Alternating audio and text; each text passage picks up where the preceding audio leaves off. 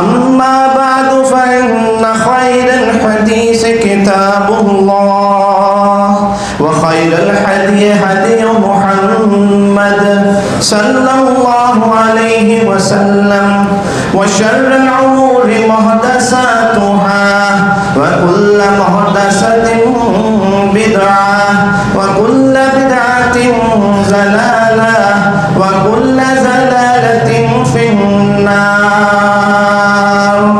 رب اشرح لي صدري ويسر لي أمري واحلل عقدة من لساني يفقه قولي رب زدني علما اللهم صل على محمد وعلى آل محمد كما صليت على إبراهيم وعلى